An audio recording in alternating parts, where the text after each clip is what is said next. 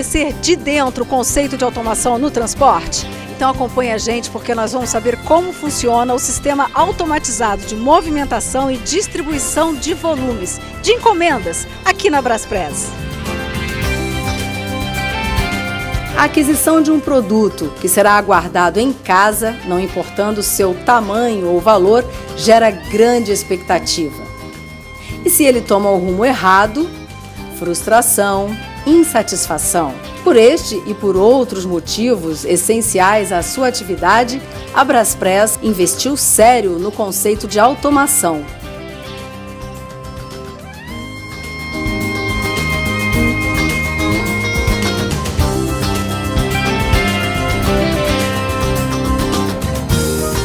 Eu era muito jovem, a empresa também muito jovem.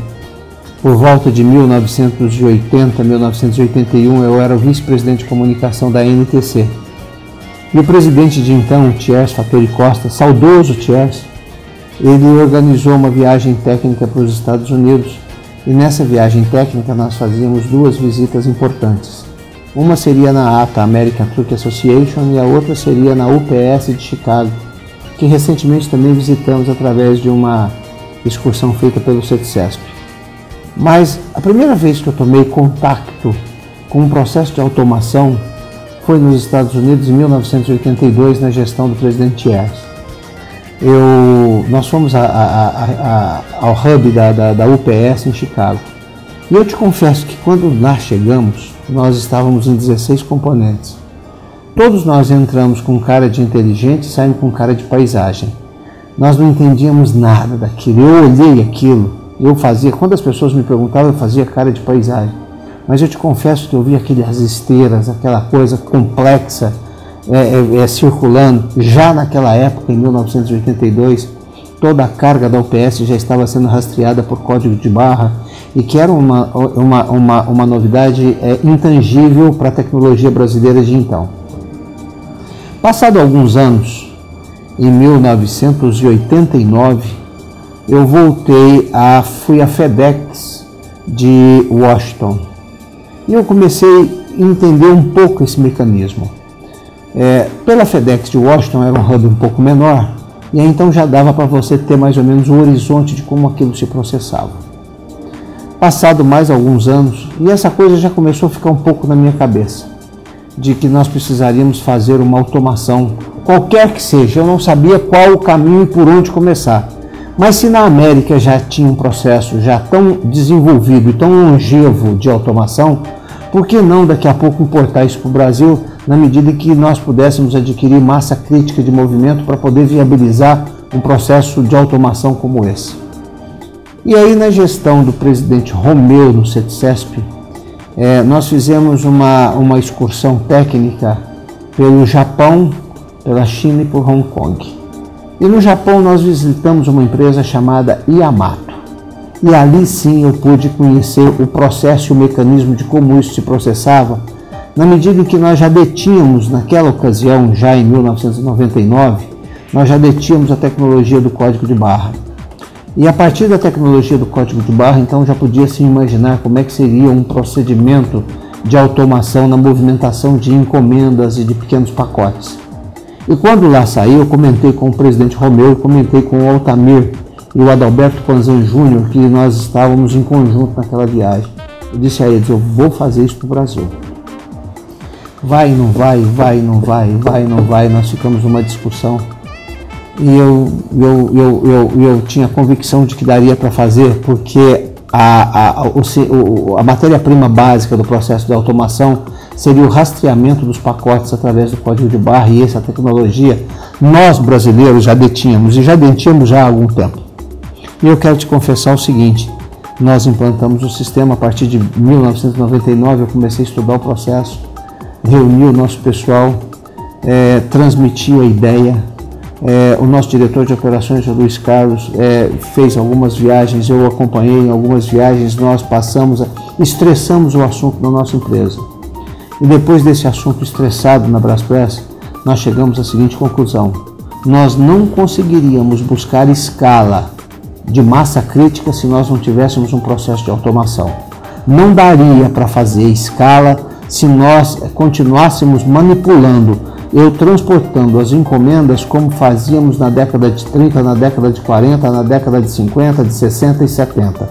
Nós precisávamos buscar um processo de automação. E como nós já havíamos estressado esse processo, nós então inauguramos aqui no Hub de São Paulo o primeiro centro de automação da movimentação de encomendas da América Latina.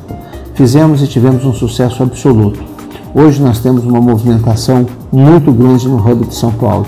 E fizemos o mesmo no Rio de Janeiro. E lá no Rio de Janeiro, nós tivemos a oportunidade de fazer, inclusive, uma automação muito mais adequada ao nosso movimento do que aqui em São Paulo. Por quê? Porque aqui em São Paulo nós já habitávamos, aqui nesse hub onde nós estamos agora, na Vila Guilherme, um prédio que fora construído na década de 80 e, por conseguinte, ele não tinha as condições técnicas para receber um processo de automação. Já no Rio de Janeiro nós fizemos o processo inverso. Nós fizemos um processo de automação. Depois do processo e do projeto de automação pronto, nós decidimos fazer o seguinte: agora faz um prédio em cima disso. E aí o processo de automação ficou muito melhor. Então o do Rio de Janeiro é um processo muito mais desenvolvido. Os dois maiores processos de automação da América Latina na movimentação de encomendas é da Braspress. O do Rio de Janeiro é maior que o de São Paulo, o do Rio e de São Paulo.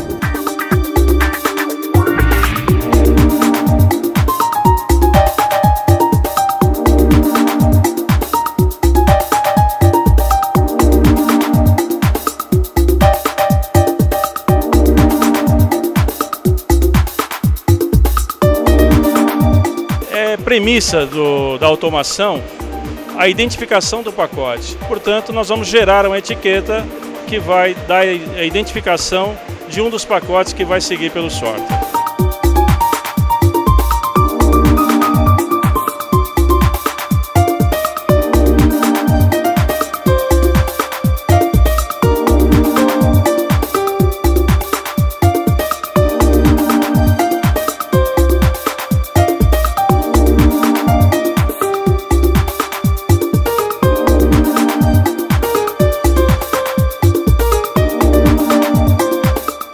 O sistema foi dividido em 2 pulmões com 5 rampas de cada lado, e o pacote, depois alimentado, ele entra nesta fase que é chamada de coletora. Ela organiza as 5 entradas através do cadenciamento de cada pacote para que eles não se colidam, e são arremessados então para a área de acumulação. Vencido a fase das coletoras que chega o pacote na acumulação, nada mais é do que uma organização da fila, que você vai ter um cadenciamento, a geração do gap, do distanciamento de um pacote para o outro, para a chamada fase de pesagem. Que nós temos a pesagem individualizada de cada pacote, que, vindo as 2 linhas de produção, passam para a fase que nós chamamos de measure, que é a criação da fila indiana, para que individualmente eles sejam reconhecidos no leitor óptico.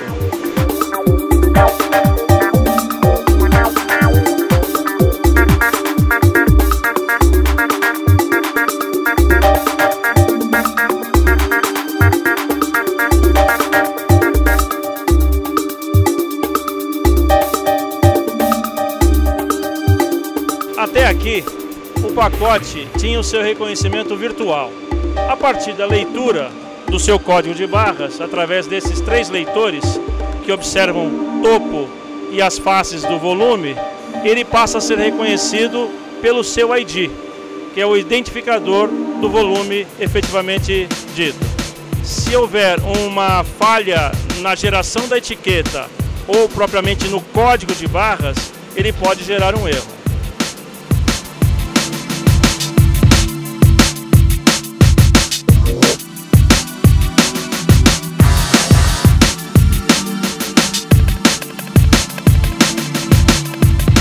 O IHM é um sistema de apoio ao funcionamento da máquina.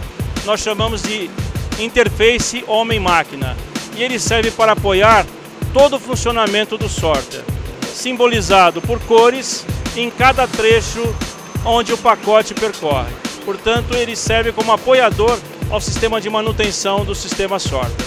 Esta fase é a fase do sorteamento propriamente dito. Estamos no sorter. Os pacotes que são arremessados nele recebem, através da informação do seu ID, um destino, que vão ser arremessados em uma dessas rampas. Como funciona isso? Percebam que há essas sapatas laranjas que vão alinhar uma quantidade suficiente para fazer o empurramento do pacote à sua rampa de destino. E aí você teve o sorteamento daquele pacote.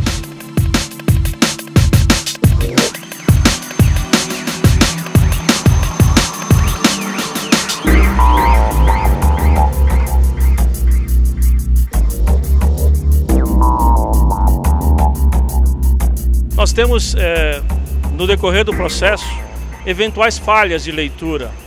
Esse pacote, por alguma razão, ele vai sofrer 2 tentativas e, caso não se resolva o problema até a terceira, ele sai numa rampa chamada de rejeição e é tratado manualmente. O DataPress Sorter Controller registra todos os dados do pacote. A entrada, todas as passagens, pesagem, leitura, dimensionamento e o desvio do pacote. Então você tem a entrada do dado, o tratamento do pacote e o envio dessas informações para o nosso sistema TMS. Você registra também a produtividade do sistema, quantos pacotes passaram, quantos foram rejeitados e também a programação das rampas de destino. Esta é a fase de conclusão da viagem do pacote. É a chamada rampa de destino e o pacote aqui termina a sua viagem. A partir desse momento, ele vai caminhar até a carreta através de um processo manual.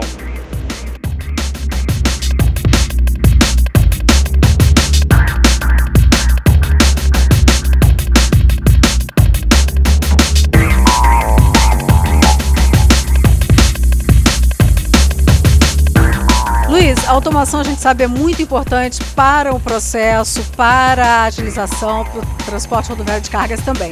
Mas vai chegar um momento em que a gente tem o homem, né, fazendo o papel dele também para garantir a eficiência de tudo isso que é o sistema.